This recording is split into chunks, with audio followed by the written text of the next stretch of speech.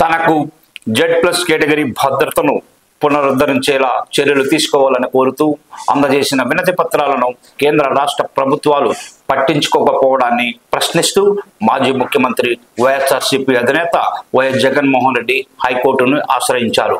తనకు కేంద్ర సంస్థలైన CRPF లేదా SSCలతో తగిన భద్రత కల్పించకపోవడం రాజ్యాంగ విరుద్ధమంటూ హైకోర్టులో పిటిషన్ దాఖలు చేశారు.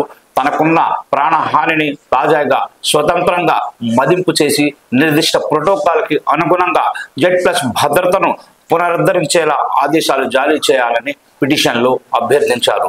వ్యక్తిగత భద్రతాధికారులు, జామర్లు ఇల్లు, కార్యాలయం వద్ద భద్రత పనిచేస్తున్న బుల్లెట్ వాహనాన్ని సమకూర్చేలా ఆదేశాలు ఇవ్వాలని కోరారు. అలా సమకూర్చలేని పక్షంలో తన సొంత బుల్లెట్ ప్రూఫ్ వాహనాన్ని వినియోగించుకునేందుకు అనుమతించాలని విన్నవించారు. తనకు ప్రాణహాని దృష్ట్యా తక్షణమే CRPF, SSCతో తగిన భద్రత కల్పిస్తూ చర్యలు తీసుకునేలా ఆ కేంద్ర రాష్ట్ర ప్రభుత్వాలను ఆదేశించాలని ఆయన పిటిషన్లో కోరారు.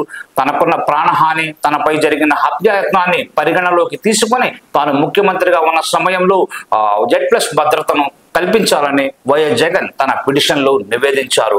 2024 తర్వాత తమ పార్టీ నేతలు, కార్యకర్తలపై భౌతిక దాడులు పెరిగాయని వైఎస్ జగన్ తన పిటిషన్లో పేర్కొన్నారు. తనను అంతమొందిస్తానంటూ అధికార పార్టీ నేతలు బహిరంగంగానే బెదిరిస్తున్నారన్నారు. టీడీపీ ఎమ్మెల్యే అయ్యన్న పాత్రుడే ఆయన చేసిన వ్యాఖ్యలే ఇందుకు నిదర్శనమని పిటిషన్లో తెలిపారు.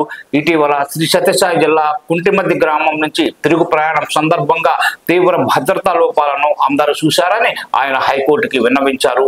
హెలిప్యాడ్ వద్ద భద్రతా లోపాలు స్పష్టంగా కనిపించాయన్నారు. ఈ ఘటనపై పోలీసులు ఇప్పుడు తీరిగ్గా విచారణ జరుపుతున్నారని వైఎస్ జగన్మోహన్ రెడ్డి హైకోర్టుకు తెలిపారు.